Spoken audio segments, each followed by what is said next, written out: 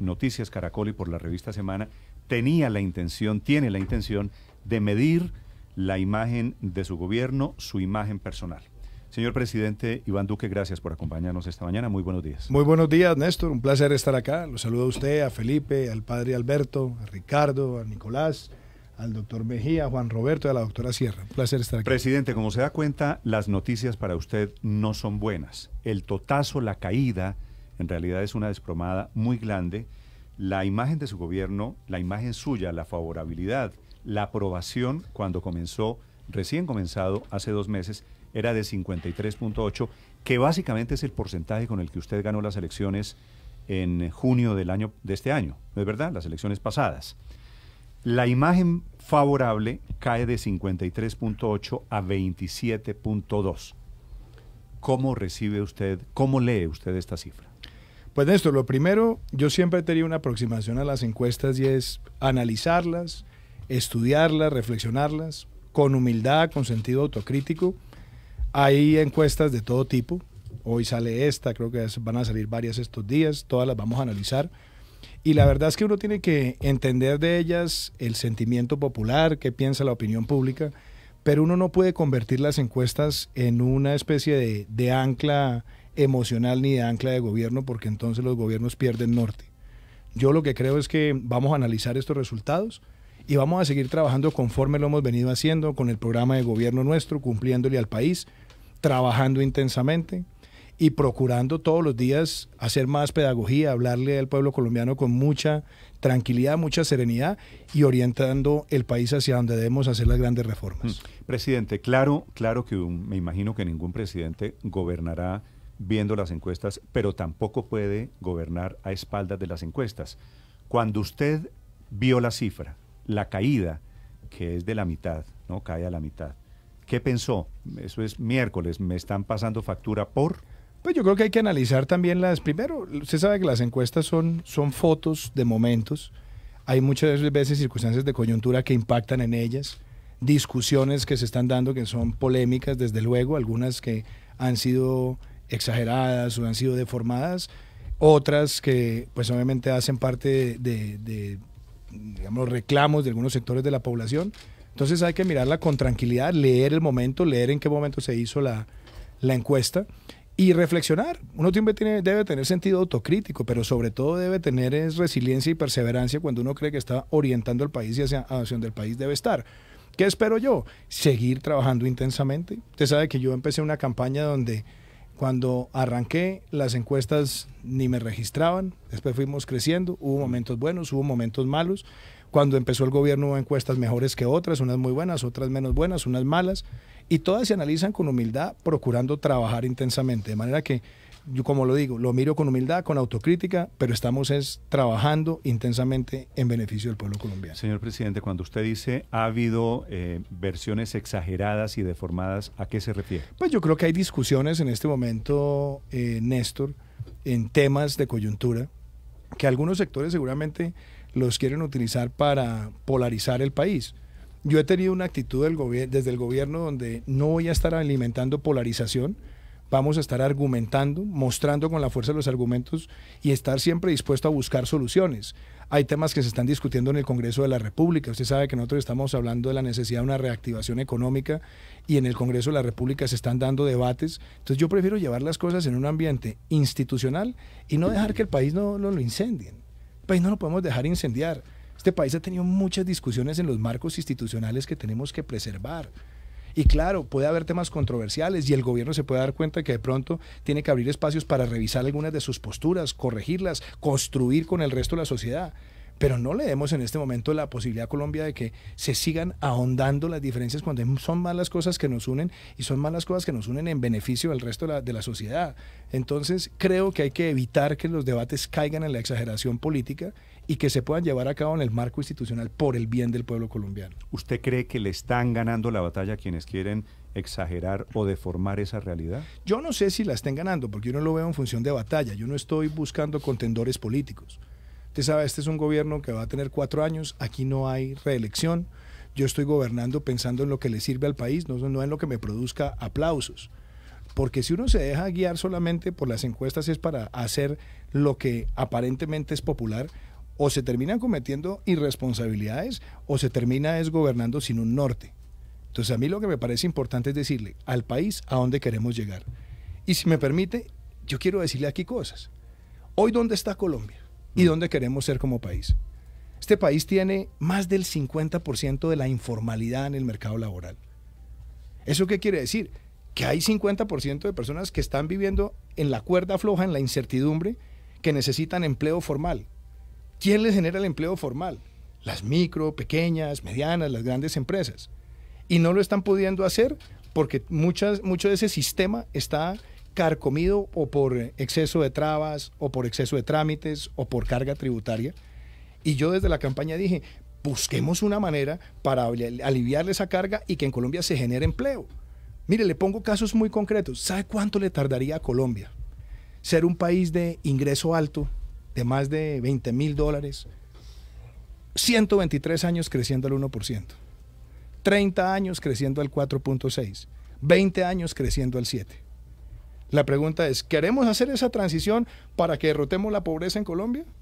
¿Qué tenemos que hacer para llegar allá?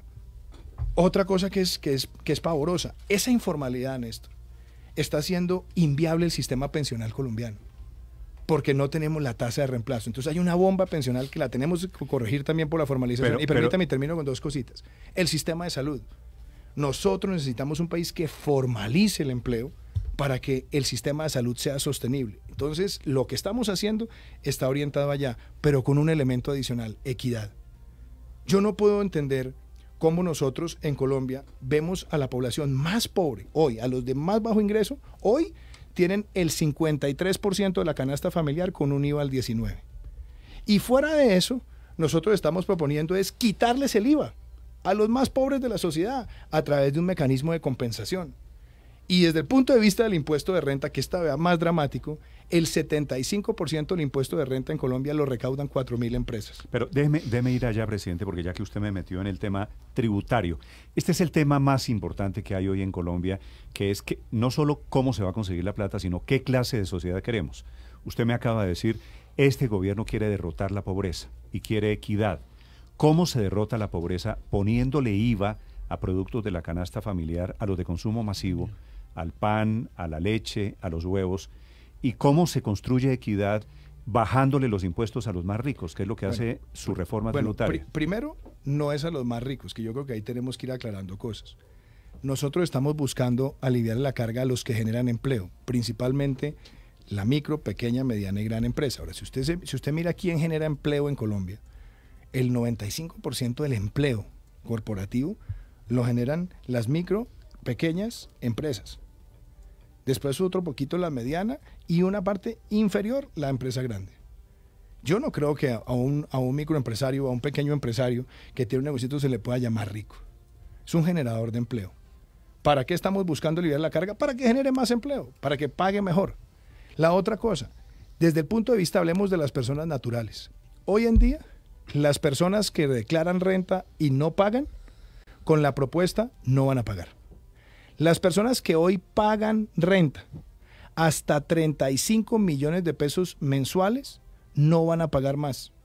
Y estamos diciéndole a las personas que ganan más de 35 millones de pesos y a las que ganan más de 50, que es una inmensa minoría, que paguen un poco más. Sin persecución, sin populismo, no, paguen un poco más. Pero ¿cómo paguen un poco más si les están bajando la renta no solo de 33 a 30, sino a 27%? A las empresas, Néstor, no a las personas naturales. Le estoy hablando en este momento de las personas naturales que declaran renta, personas naturales de alto ingreso, de más de 35 millones de pesos. A ellos se les está diciendo, paguen un poco más. Y fuera de eso, estamos incorporando el elemento de impuesto al patrimonio de personas naturales por patrimonios de más de 3.000 millones de pesos. Y fuera de eso, estamos manteniendo de una forma mucho más homogénea los impuestos a los dividendos. Y fuera de eso, lo que estamos buscando también con la clase media, que esto es bien interesante, es unificar las cédulas tributarias para ponérselo en plata blanca. Si usted declara renta hoy, normalmente tiene un 25% de renta exenta. Sobre el 25% de su renta usted no va a pagar. Pero hay personas que entonces tienen una gabelita o una cuenta aquí o la medicina prepagada, la pueden subir hasta el 40%. pero no son la gran mayoría. Y lo que estamos diciendo es, ¿sabe qué? Para no seguir enredando eso entre tantas gabelas, unifiquémoslo y todo el mundo va a tener el 35% de renta exenta de personas naturales hasta un tope donde le estamos dando ese beneficio esencialmente a la gran clase media colombiana.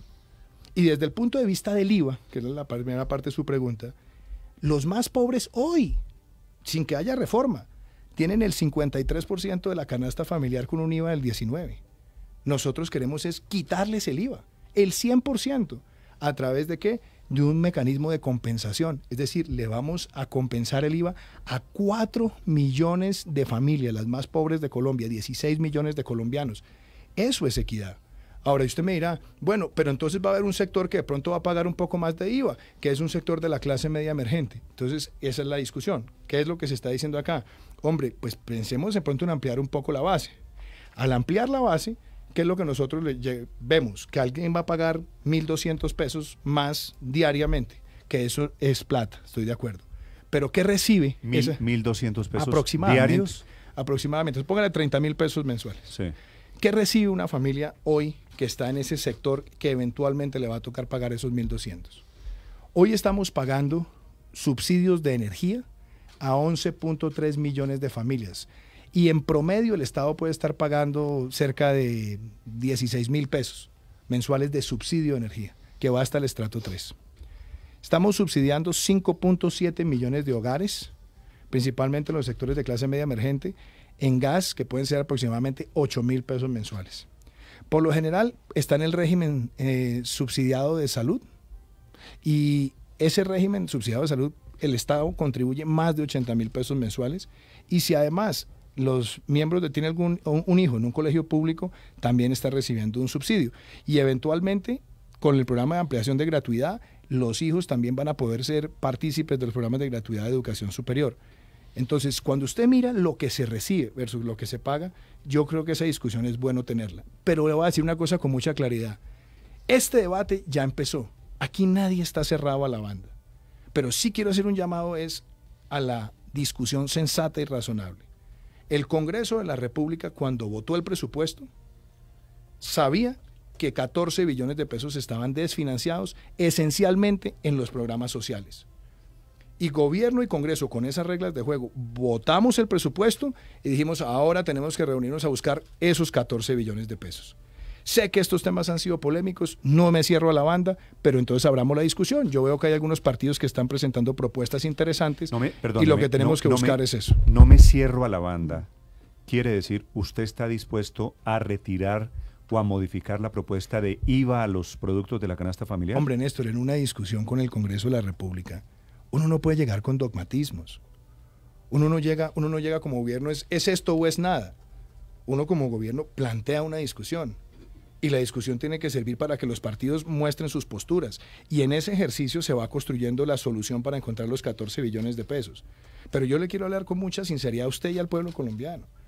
Cada 8 días que yo voy a hacer un taller Construyendo País, estamos escuchando a la población. Sí. Y la población le dice, necesitamos pie de fuerza, necesitamos acueducto, necesitamos un hospital. Usted ve las necesidades básicas de muchos lugares del país. Todos estamos indignados por lo que ha ocurrido en La Guajira en los últimos años con los niños, y resulta que en las zonas rurales de La Guajira solamente el 4% tiene agua. ¿Cuánto le cuesta a Colombia resolver ese problema social? 600, 700 mil millones de pesos. Nosotros nos angustiamos por la situación de Buenaventura y del Pacífico y de Tumaco y de Barbacoas, y tenemos una urgente necesidad de servicios sociales para nivelar la cancha de esas comunidades. Tenemos cerca de 800 mil millones de pesos que se están dedicados a los lugares del país que han sido golpeados por la violencia, para cerrar brechas. Entonces, lo que yo veo acá es que hay un gran debate de necesidades, sí, y hoy lo que tenemos que con responsabilidad es buscar dónde están las fuentes en el país. Presidente, usted nos pide a los colombianos, digamos, hagan un esfuerzo adicional, paguen los que más tienen, en fin, lo que usted nos acaba de explicar. Pero uno como ciudadano ve de alguna manera preocupado que, por ejemplo, los proyectos que su gobierno presentó sobre temas de corrupción, se los están hundiendo todos. Entonces uno por un lado dice, me piden más esfuerzos, pero por el otro lado dice, bueno, ¿y la robadera cuándo se va a acabar? Vea, Felipe, ¿Usted no siente que el Congreso está hostil en contra de esos proyectos y que se los están enterrando? Mire, pongámoslo en perspectiva. Aquí se ha hecho un ejercicio que yo no lo quiero poner en tono de confrontación, sino en tono de realidad y de vocación. El país necesita cambiar las reglas del manejo político entre el Ejecutivo y el Legislativo. Eso es claro. Pongámonos la mano en el corazón. Y el país necesita ir eliminando una cultura transaccional, así como consecuencia el costo sea más deliberación y más independencia de poderes. Eso lo tenemos que asumir los colombianos, porque siempre el concepto de la aplanadora o de llegar y ferrocarrilear, que muchos lo aplaudían para mostrar poder, realmente lo que terminaba era enquistando unas prácticas putrefactas en la política colombiana. Entonces, hoy hay una relación de respeto. ¿Qué hice yo? El 8 de agosto presenté las iniciativas del gobierno de lucha contra la corrupción. Después de la consulta del 26 de agosto, aunque no se alcanzó el umbral, dijimos vamos a apoyar estas iniciativas, hicimos la mesa técnica, las presentamos y allá estuvieron los partidos. Pero se sabía además en la mesa técnica que no todos los temas tenían consenso, pero teníamos que trabajar por ellos. Mire, yo creo que el tema de limitar los periodos a no más de 3 periodos es necesario, no porque el que lleve 3 periodos sea un corrupto, sino porque la renovación constante de la política contribuye a la lucha contra la corrupción. Ese cayó en Cámara, sigue vivo en la reforma política y yo espero que el Congreso tenga la posibilidad de recapacitar sobre él. Pero yo no me voy a poner en la tarea de salir a buscar aplanadoras o a buscar ferrocarrilear ejerciendo un poder transaccional, porque esa no fue la bandera que yo tuve en la campaña. Y la otra cosa, hablemos de otros proyectos. El de probidad va avanzando. El proyecto que tenía la Fiscalía va avanzando. El proyecto que teníamos de transparencia en las declaraciones va avanzando. El proyecto que habíamos presentado para limitar beneficios a personas sindicadas de corrupción va avanzando. Entonces yo creo que los proyectos de pronto podrían ir más rápido, pero van avanzando. A usted y a la ministra, a la doctora Nancy Patricia Gutiérrez, los critican, entre otras cosas, pues quienes se sentaron con ustedes en la mesa técnica y decir, ¿por qué nunca mandaron un mensaje de urgencia? Era tan prioritario para el presidente que ni siquiera los impulsó. Le voy a explicar una cosa. Dentro de los proyectos que se presentaron, teníamos proyectos que eran de acto legislativo y proyectos de ley. Como usted sabe, los proyectos de acto legislativo necesitan 8 debates en 2 periodos. Entonces, teníamos que presentar primero los actos legislativos para que se surtieran los 4 debates y lo que íbamos llevando era los tiempos de cada proyecto.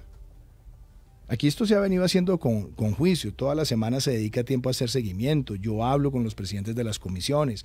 Les digo, mire, por favor. Y yo veo que hay sentido de responsabilidad en las comisiones. La sola comisión primera del Senado, es que esto es importante también que el país lo conozca, tiene más de 96 proyectos en este momento en capilla. Y tiene cerca de 29 actos legislativos en capilla. Y se le dio prioridad a esta agenda. Entonces, si usted me pregunta, ¿yo quisiera que fueran más rápido? Le diría sí, yo quisiera. Pero también debo reconocer que se ha venido haciendo un trabajo deliberativo y me parece que propositivo. Hay cosas que no van a salir como se presentaron. Eso nos gustará a algunos o no nos gustará. A mí personalmente me parece que hay cosas que han ido perdiendo fuerza, otras han ganado más. Pero los proyectos ahí van. ¿Es prioridad para mí? Sí, es prioridad para mí. ¿Está en el diálogo permanente del gobierno con el Congreso? Sí, está en el diálogo. Pero si es prioridad, presidente, ¿por qué se hundieron los proyectos? ¿Por qué se están hundiendo los proyectos? Hablemos particularmente. El de periodos cayó en Cámara, pero en este momento está vivo en la reforma política, en la limitación de los 3 periodos. Hay un par de iniciativas que lo que decidieron fue acumularse con el proyecto de la Fiscalía, que iba mucho más adelante, para darle más aceleración a esas medidas. Entonces, o sea, ¿no es cierto que los proyectos se estén hundiendo? No, hay algunos proyectos que han tenido dificultad. Por ejemplo, debo decirlo, el que definitivamente no tuvo ambiente en el Congreso fue el de los salarios. Ese es un proyecto que no es la primera vez que se presenta. En la legislatura pasada yo recuerdo que el senador Alfredo Rangel en su momento también presentó un congelamiento de salarios, la senadora Paola Holguín, ha habido otros partidos que lo han presentado. Esos proyectos nunca han tenido desafortunadamente mucho eco. Entonces, le pregunto con la frase que han utilizado los promotores, que son las personas con las que usted se reunió en la Casa Nariño, que el gobierno le hizo conejo a esos acuerdos. Vea, Néstor, a mí me pueden criticar muchas cosas, pero soy una persona de palabra. Y cuando yo le dije a la mesa técnica, vamos a presentar los proyectos, Lo hicimos. Primer gesto, fui personalmente al Congreso a radicar los proyectos. Segundo, he buscado consensos entre las distintas fuerzas políticas y hemos buscado opciones. Además, respaldé la iniciativa del fiscal y la iniciativa del procurador, que son dos iniciativas que son muy buenas, que dan instrumentos importantes de lucha contra la corrupción. Entonces, los mensajes y las acciones están ahí. Yo no puedo dejarme llevar por la polarización o por los intereses políticos de nadie. A mí me interesa ubicarme en el plano de sacar adelante lo que le sirve al país. Si yo me pongo a hacerle caso a todos los ataques o a todos los señalamientos que hacen, pierdo el norte. Yo tengo que gobernar para todos los colombianos. ¿Y qué me interesa? Que esta agenda legislativa salga adelante y seguimos trabajando en esa dirección. Presidente, precisamente me parece o que les ha faltado cálculo político o que han sido muy audaces, pero ¿cómo presentaron 4 grandes reformas sin tener la mayoría en el Congreso? Faltando teniendo solo 3 meses para que pasen, como la reforma política, la reforma a la justicia, la de financiamiento y todo el paquete anticorrupción, y se les han ido desmoronando, porque si bien van pasando, pero a la política ya se le cayó la lista cerrada, a la reforma a la justicia se le cayó el final del Consejo Superior de la Judicatura, y ya lo que ha comentado Néstor sobre el paquete anticorrupción. Bueno, ¿hay algo de novatada? ¿Hay algo de...? No, Luz María. ¿Por qué lo hicieron así? Primero, porque yo creo que es responsable presentar ante el Congreso los proyectos en los cuales el gobierno quiere centrar prioridades. Aquí nosotros presentamos una reforma a la justicia, que nos dedicamos un tiempo largo a hablarlo con las Cortes. Ahí estuvo la doctora Gloria, antes de inclusive yo posesionarme, ya se venía adelantando ese diálogo. Usted puede recordar que cuando yo fui elegido, la primera semana visité todas las altas cortes, procuré que se armara una mesa de trabajo. Se hizo, se presentó el proyecto en efecto ha sido accidentado y ha sido accidentado quizás por muchas resistencias a hacer grandes reformas. Nosotros estamos periódicamente como país hablando de la reforma a la justicia y siempre cuando llega al Congreso hay presiones de un lado o del otro o diferencias de opiniones y desafortunadamente acaban desnaturalizándose. Nosotros las hemos presentado. Yo no estoy muy contento con las cosas que se han ido perdiendo. Es una reforma constitucional, necesita 8 debates. Yo aspiro a que podamos cerrar los 4 debates de este primer periodo y que en los próximos 4 debates nos sentemos a hacer una reflexión mucho más profunda sobre cosas que se necesitan urgentemente para darle al país más confianza en el sistema judicial. En la reforma política, yo sé que era una reforma con elementos controversiales, pero yo se lo voy a decir. Si usted me dijera cuál es el gran elemento de una reforma política hoy en Colombia, yo digo, acabemos con la lista abierta, con el voto preferente. Y eso se cayó. Ahí va la discusión, ahí va la discusión. Yo creo que hay posibilidad de que esa discusión se pueda revivir, pero si Colombia se pone la mano en el corazón, ¿cómo podemos depurar el sistema político? Mi deber era presentarlo. Y vuelvo y le digo, no voy a apelar a métodos transaccionales. Tengo que reconocer la independencia de poderes. Cuando si es que usted dice queremos métodos transaccionales es mermelada. Pues llámelo, a usted le gusta ese nombre, déjelo así, llámelo mermelada, el país lo conoce como mermelada, llámelo de muchas maneras, pero el ejercicio deliberativo en el Congreso para mí es importante. Mire, yo estuve en el Congreso 3 años y 8 meses. Mis compañeros en 2 ocasiones me eligieron como mejor senador. Y ellos saben que cuando yo hablo de esto, lo hablo con autoridad moral.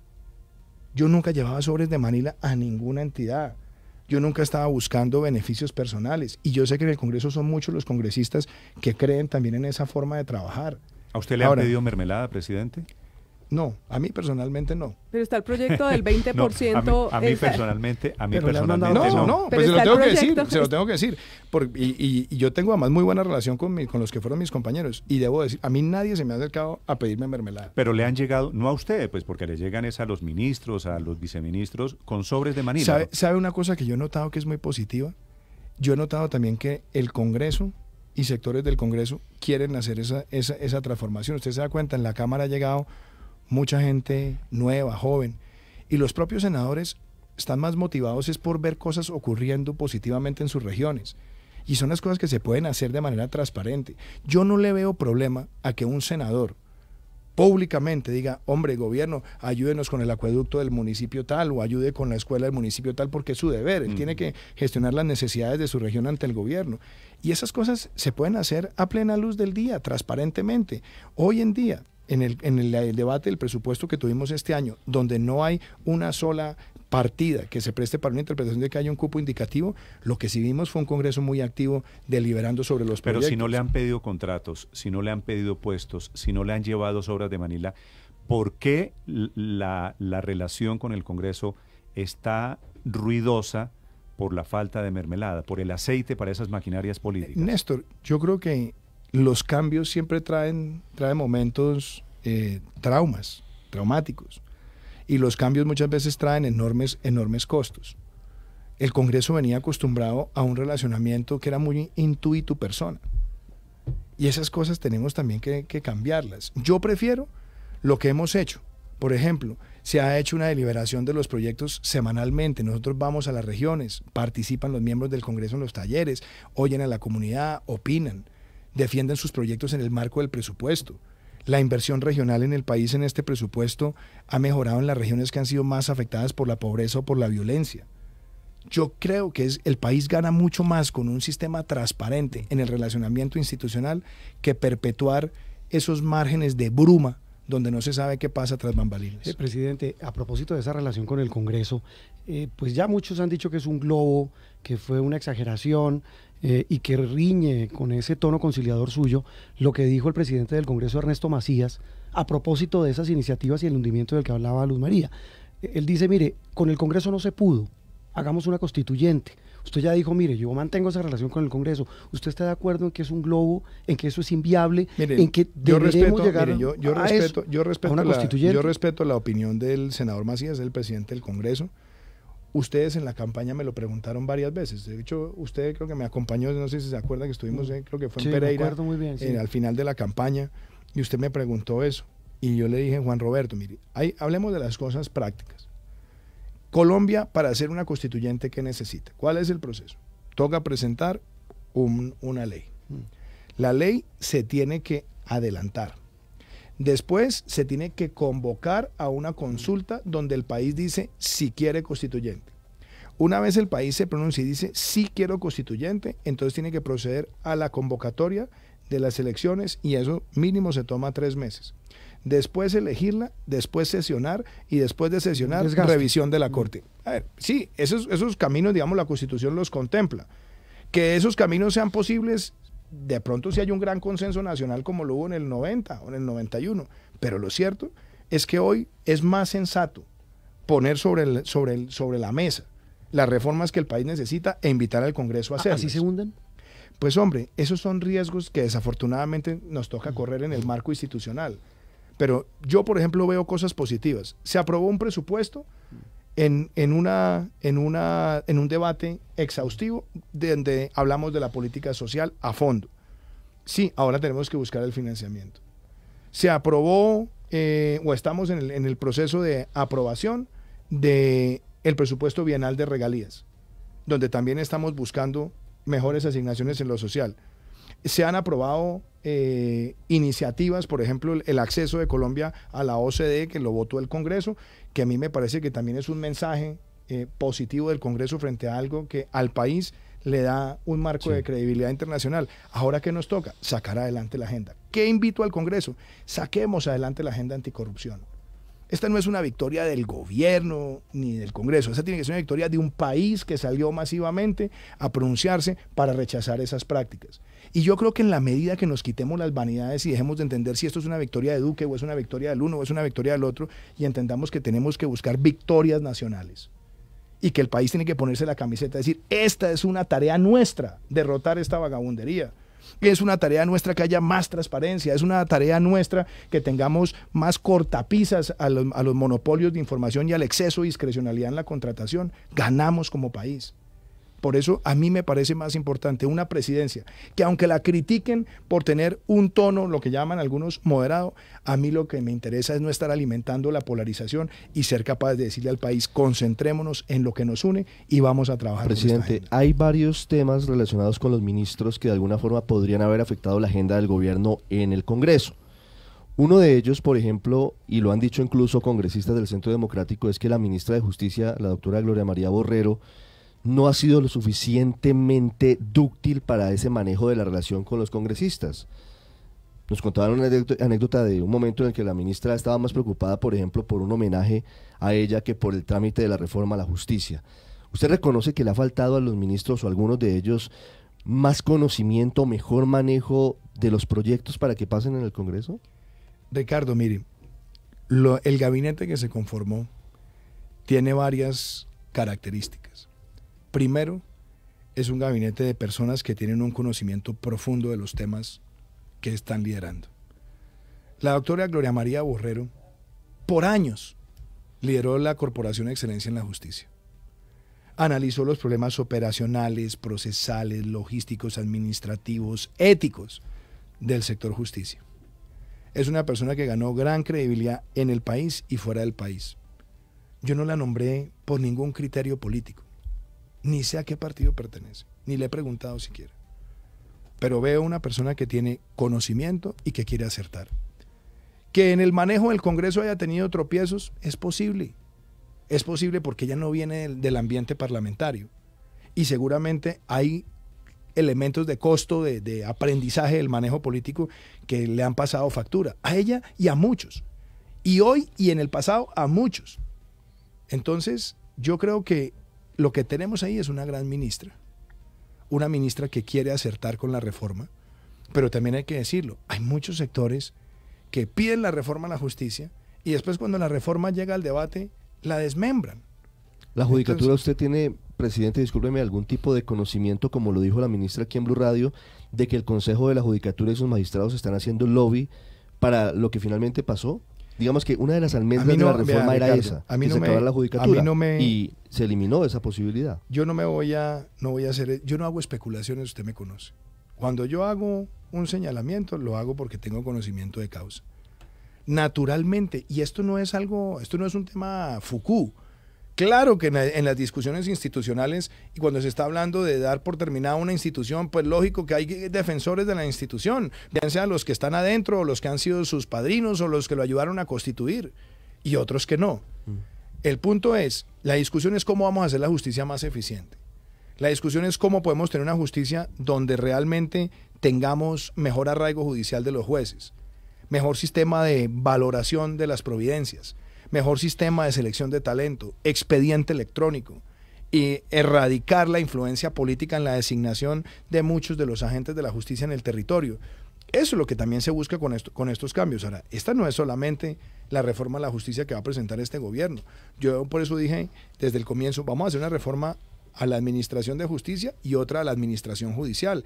Y ya estamos avanzando, por ejemplo, con las cortes para los temas de expediente electrónico, digitalización. Yo insisto mucho en la política de talento, que la rama judicial sea capaz de ir a las facultades de derecho, buscar a los mejores y reclutarlos. Entonces, para ponérselo en el marco de su pregunta, es lógico que en los debates haya defensores y los defensores van y hablan con los congresistas y haya opositores o los promotores de la iniciativa para dar por terminada una institución y pasar a una nueva estructura. Eso yo no le voy a poner misterio. Lo que sí me parece importante es que nosotros mejoremos los requisitos, podamos limitar capacidades electorales en las cortes, tengamos por parte de las cortes un mayor compromiso para ponerle cerrojo a puertas giratorias, que busquemos que a las altas cortes lleguen personas cada vez más idóneas, en fin. Y yo he sentido de las cortes un buen ambiente, pero cuando se traduce en la redacción parlamentaria, desafortunadamente debo decirlo, yo no estoy contento como las cosas están avanzando.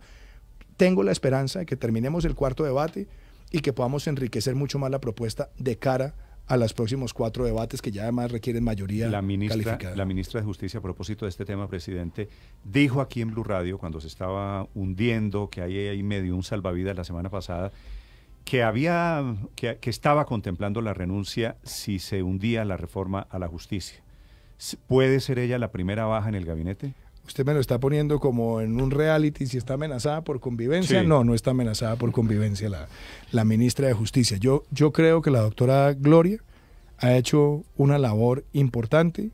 Ella está empezando un debate. Pero ella fue la que habló de la renuncia, ¿no? Ella lo dijo. ¿Se lo dijo usted? Y yo le dije, ministra, ¿para qué se pone a decir eso? Yo no le estoy poniendo a ningún ministro, le estoy poniendo un reloj de arena.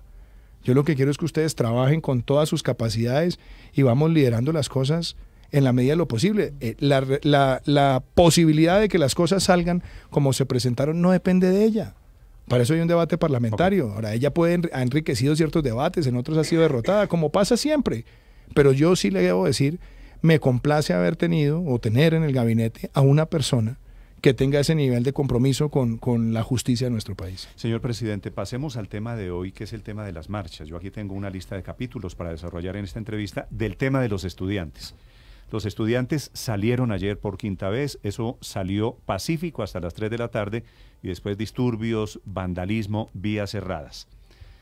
¿Cuál es el balance que usted tiene de su relación, de la posición del gobierno frente al fondo, que es la petición de más plata para la educación pública? Néstor, lo primero, yo no soy antagonista de los estudiantes. Yo no soy enemigo de los estudiantes. Yo no soy el contradictor de los estudiantes. Yo creo que eso es importante porque desde el primer momento de nuestro gobierno, lo que yo le dije a la ministra María Victoria Angulo es, ministra, tengamos una política rápida en la materia de educación que nos permita lograr dos objetivos que yo los tengo afincados en mi forma de ver Colombia. Busquemos el presupuesto más alto que haya tenido la educación y busquemos tener el presupuesto de inversión más alto que haya tenido la educación. Yo soy el primero que reconozco que Colombia tiene una deuda histórica con la educación, pero no solamente con la educación superior, Néstor, con la educación en general. Y la educación en general significa la atención integral a la primera infancia, significa la alimentación escolar de la cual tantos nos quejamos. Y le dije, ministra, vamos a ponernos la camiseta en esta tarea, aumentamos en 48% el presupuesto de alimentación escolar para que los niños tengan 180 días de alimentación. Y le dije, vamos a hacer el convenio con la Procuraduría, con la Defensoría, con la Contraloría para transparencia en la contratación. Vamos a incorporar comités de supervisión, vamos a trabajar además para que los productos locales puedan incidir en esa alimentación y para que los niños tengan los micronutrientes que se necesitan para el desarrollo de su corteza prefrontal pensando en el aprendizaje. Se logró ese presupuesto.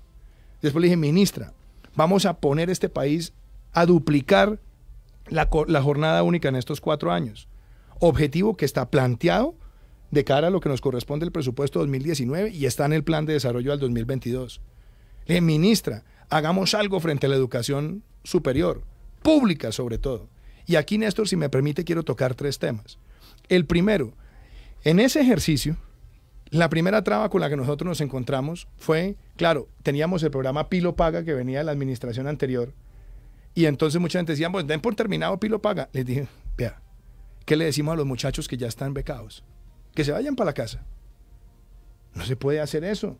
Hay que honrar el compromiso a que se pague la última matrícula. Y en la medida que se va marchitando Pilo Paga, vamos liberando recursos para el sistema educativo. Pero aparte de eso, se tomaron 2 decisiones. Una, vamos a darle más recursos a la universidad pública en el programa de becas gratuitas para la población más vulnerable. 2, en inversión. Y 3, hagamos un esfuerzo para aumentar la base. Nuestra propuesta inicial era 1.8 y le dije yo, ministra, aumentemos esa base, hagamos el esfuerzo. Senté al Ministerio de Hacienda con la ministra de Educación y le dije, llamemos a los rectores cuando empezó este clamor. ¿Por qué los rectores? Hombre, pues los rectores son la institucionalidad que maneja esos recursos. Y les dije, bueno, señores, quiero asumir un compromiso con ustedes. Vamos a darle un aumento a la base de IPC más 3 puntos en el 2019, IPC más 4, 2020, 21 y 22, plata que no la ha visto nunca la universidad pública en los últimos años. Ahí está, un esfuerzo grande. Y después les dije, llamemos a los gobernadores, llamemos a los alcaldes, hablemos con el Congreso y propongámosle al Congreso que en el marco del presupuesto bienal de regalías le demos $1 billón más a la universidad pública del país. ¿Por qué no metieron en esas reuniones, presidente, a los estudiantes? Hombre, Néstor, le voy a decir una cosa. La ministra, desde el comienzo, le dije yo, busque una mesa, pero no una mesa coyuntural. Busque una mesa estructural para hablar con los jóvenes y con los maestros de cara al plan de desarrollo. Esa mesa está creada. La ministra ha estado yendo a esa mesa. Ahora, ¿qué pasó? Y lo tengo que decir. Sí, los estudiantes han reclamado por 500.000 millones de pesos antes de que termine el año. No los hay, Néstor. Yo no puedo cometer la irresponsabilidad de sentarme y decir, no, mire, vaya y comprometa 500.000 y después miramos a ver cómo cuenteamos esto para que no haya paro. No se puede. La plata no la hay, no hay esos 500.000. Y se lo dije además de frente a los rectores, les dije, rectores, yo llevo acá 100 días o 90 días en ese momento y de los 90 llevamos 30 y pico en el paro. ¿Qué más quisiera yo que decirles, venga, yo les ayudo con esa plata? Pero permítame un segundo. ¿No hubiera sido un gesto positivo haber recibido a los estudiantes? Digamos que no solamente Ricardo, es un tema de fondo de platas, sino de las formas y de los gestos. Ricardo, pensemos en la secuencia. Cuando empezó la expresión popular, lo que llamamos ahora el paro, tuvo una línea de respaldo muy importante en los rectores. Y los rectores son los que administran los recursos de la universidad pública. Yo los invité y hablé con ellos. Les planteé los recursos, lo aceptaron con gusto. Y ese día dijeron los rectores, muy bien, nosotros asumimos también nuestra tarea de hablar con los estudiantes. Le dije a la ministra, que es la interlocutora del presidente por delegación del presidente, ministra, perfecto, arme la mesa. Se armó la mesa. Y la mesa se levantó por la solicitud de los 500.000 millones adicionales. Déjeme trasladarle, presidente, una pregunta de los muchachos. ¿Por qué usted, esta es pregunta de los estudiantes que usted ha visto, por qué se reúne con Maluma y por qué no se reúne con los estudiantes? Hombre, Néstor, mire, primero, yo he visto muchos ataques sobre eso. Y le quiero decir, yo no hago un ejercicio frívolo de la presidencia. Yo no tengo vida social, yo no voy a cócteles, yo no me la paso en homenajes ni en comidas. He asistido a un par de actos oficiales y el resto estoy trabajando. ¿Por qué se dio una reunión con Maluma? Maluma tiene una fundación que la lidera su hermana para recuperar jóvenes de la drogadicción y de la delincuencia, que se llama El Arte de los Sueños. La hermana de Maluma, que quiere trabajar con el gobierno en la recuperación de muchos de esos jóvenes y con Naciones Unidas y con otras organizaciones, nos había pedido una cita. Y me reuní con ellos un tiempo bastante limitado para decirles, mire, nos parece importante este trabajo por la juventud que está en la drogadicción y en la delincuencia. Pero yo en la presidencia también tengo muchas reuniones, todos los días, todas orientadas a qué le puede servir al país. Yo no hago reuniones faranduleras, si es que esa era la crítica. Cada reunión que yo adelanto, la adelanto es buscando la conexión entre algo o alguien que le pueda servir a Colombia. Presidente, pero lleva un mes en paro. Ricardo, perdóneme que yo quiero que responda a la segunda parte de la pregunta. Me parece muy oportuna la aclaración de qué hubo en el fondo en la reunión con Maluma, porque se ha hecho una caricatura alrededor de eso. La segunda parte de la pregunta es, ¿por qué no se reúne usted con los estudiantes? A ver, Néstor, primero yo creo que es importante poner un contexto en el debate público. Yo no soy el antagonista de ellos. Es que algunos quieren ponerme en el papel del enemigo de los estudiantes. Yo no creo que uno le pueda decir al país que el presidente es el enemigo de los estudiantes cuando se está haciendo este esfuerzo por los recursos de la educación. A mí me parece que tampoco podemos dejar a que alguien simplifique el esfuerzo que se ha hecho en las circunstancias económicas del país diciendo que son chichiguas. Los primeros que reconocieron el esfuerzo fueron los rectores, que son los que han recibido los recursos para la administración de las universidades. Y los mismos rectores dijeron, nosotros vamos a hacer la aproximación con los muchachos. Que yo le haya pedido a la ministra que conforme una mesa para invitarlos a participar activamente en el plan de desarrollo, ¿eso es ser displicente con los estudiantes? Presidente. Permítame un momentico, doctora Sierra. Eso me parece que es un mensaje también a ellos. Y yo espero, Néstor, que las discusiones en el país no se centren en paro plata. En general. Es que mire, yo a veces recorro el país y donde voy me encuentro con un paro que se ha hecho en los últimos 8 años con una serie de compromisos que nadie le puso plata. Ni un mecanismo de ejecución, ni un mecanismo de implementación. A mí no me parece que eso haya sido responsable quien lo haya hecho. Porque hoy cuando uno va, pues con legítima razón, dice, mire, esto me lo firmó el Estado. Entonces yo prefiero tener una relación donde digamos, vea, construyamos, primero valoremos lo que está ahí. Y permitirle también a los estudiantes, y los rectores han hecho ese llamado, hombre, vuelvan a las clases, pero no por un sentido como de superioridad de profesor-alumno. Vea, la universidad pública cuando no está dictando clases también trae costos. Los rectores no pueden seguir pagando, tienen que dejar por terminado. Perdón, lo interrumpo. Es decir, usted va a la sede de la Nacional, se está cayendo a pedazos, presidente. La pedagógica está abandonada. Es decir, estamos hablando, seguramente no es culpa, digamos, de este gobierno, lleva 3 meses, pero es un rezago enorme. Claro, Juan Roberto. Y una inequidad enorme frente a uno de los problemas más graves, y es la clave para salir del subdesarrollo y la pobreza.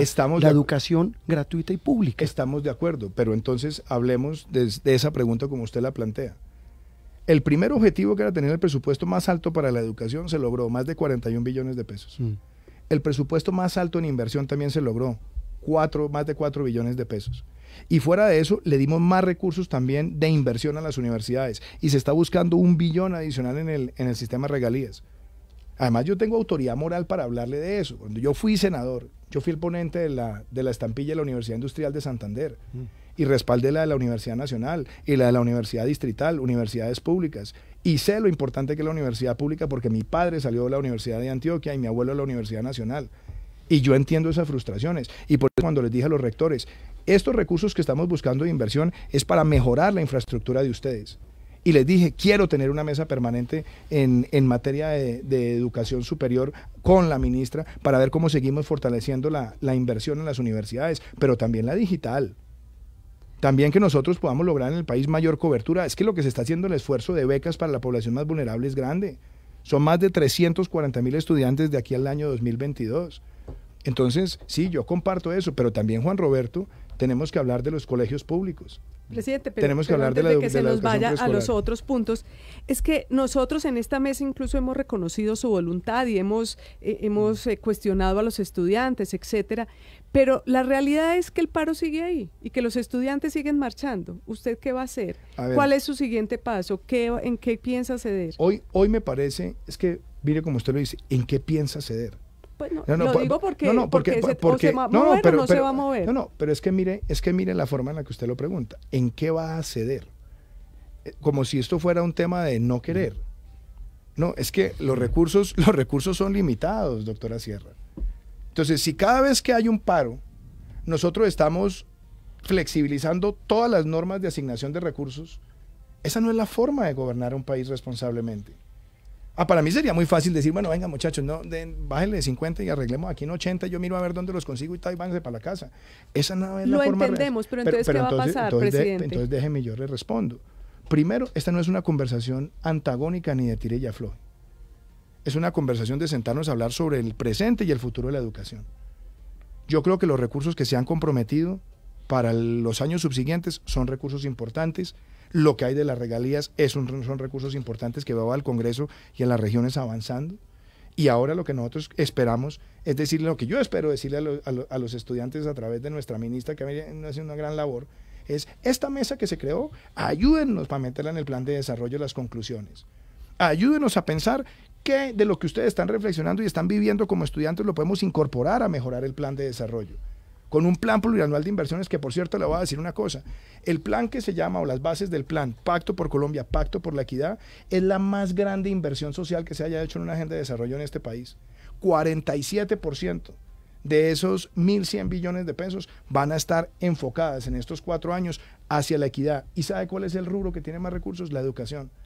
Y eso empieza con los niños en alimentación escolar, la jornada única, el programa que se lanzó también de apoyar a los maestros, la mejora de las normales, los programas de profesionalización de normalistas, los programas que tenemos en este momento de formación técnica, doctorados, especializaciones para más de 8.000 maestros en estos 4 años. Aquí se ha hecho un esfuerzo grande. Entonces no pongamos la conversación es como un tema de tire y afloje, como si fuera un tema de recursos. Señor la presidente. Plata para este año, desafortunadamente le voy a decir, esa plata no la tenemos. Señor y se le presidente. dijo además a los rectores, y ellos lo aceptaron. ¿Por qué ha terminado en un problema solamente de recursos cuando el problema de la educación, como un factor de desarrollo, tiene muchas más dimensiones? Yo no siento que el gobierno, el problema sea solamente de recursos, doctor. Pero Alberto. por lo menos lo que le plantean sí. Bueno, hay una conversación que ha tenido que ver con recursos, reconociendo, mire, yo creo que es legítimo. Primero yo quiero decir una cosa, yo he escuchado la voz y el clamor de los estudiantes, y yo creo que ellos tienen razón cuando dicen hay una deuda histórica acumulada, y nosotros la estamos reconociendo. Es que solamente la mejora en la asignación de recursos para la base, planteada para el año entrante y para los próximos 4 años, Es un reconocimiento de esa deuda. Pregunte cuánto fueron los aumentos en la base en los últimos años. Alberto, usted estaba en la universidad, usted estaba en el minuto de Dios. Claro, usted conozco tiene muchos colegas que están en el sector. Usted sabe el esfuerzo que se está haciendo en la base es muy importante. ¿Para qué? Para mejorar el funcionamiento de las universidades. Yo no le pido a ningún estudiante que piense o que simpatice ideológicamente conmigo, no. Pero yo lo que sí espero es que vean el esfuerzo que se está haciendo. Y ese esfuerzo es un esfuerzo grande. Y la otra cosa, la mesa que se ha constituido, por eso le dije a la ministra, no es una mesa de coyuntura. La voz de los estudiantes no puede ser una voz de coyuntura. Yo espero que esa mesa sirva para que los estudiantes y los maestros nos hagan formulaciones importantes de cara al plan de desarrollo. Pero por otro lado también veo importante que las clases se terminen. ¿Cuánto pierde, Alberto, usted sabe esto mejor que nadie, cuánto pierde una universidad cada día que no puede funcionar? No pueden pagar a nadie mientras no estén dictando clases porque constituye un detrimento patrimonial según la Contraloría. Trae costos. Entonces yo creo que terminemos el semestre. Esta mesa, la ministra esta mañana ha invitado a los jóvenes y decirles, vea, el lunes reunámonos y empecemos a construir. Planteen estas cosas. ¿Usted ha pensado ir a alguna de esas reuniones, presidente? Néstor, yo siempre parto de una base. La conversación de parte del Estado tiene que ser siempre abierta y no sobre la base de aproximar porque hay o no hay paro. Yo creo que la construcción de confianza con la propuesta, a mi modo de ver, es más importante que la protesta. ¿Eso quiere decir, si levantan el paro, me reúno con ellos? Eso quiere decir que primero valoro la invitación que está haciendo la ministra para la reunión del lunes. La ministra y los ministros que son voceros del presidente. Están con unas facultades que les entrega el presidente. Y yo quiero ver a los jóvenes participando de cara al plan de desarrollo y de cara a la construcción del plan de desarrollo. Creo que es importante que en todos los ejercicios que hagamos de pedagogía a nivel nacional podamos escucharlos a ellos y en algunos participaré yo, por supuesto. Señor presidente, me quedan dos temas. Le quiero preguntar, usted dijo... ¿Ya se fue tanto el tiempo? Usted dijo, sí, ya estamos completando una hora. Usted me dijo hace unos momentos que usted es un hombre de palabra. Quiero preguntarle, voy a hacer una pausa de 30 segundos, y quiero preguntarle por sus promesas de campaña, por el tema, la promesa de bajar impuestos y de subir salarios. En segundos, responde el presidente de Colombia, Iván Duque. Blue Radio. ¿Buscando dónde mercar? Estamos muy cerca de ti. ¿Quieres llevar de todo? Hacemos rendir tu dinero. ¿Precios bajos todos los días? Por supuesto. Todo eso y más lo encuentras siempre en Olímpica. Ven. Olímpica. Siempre precios bajos. Siempre.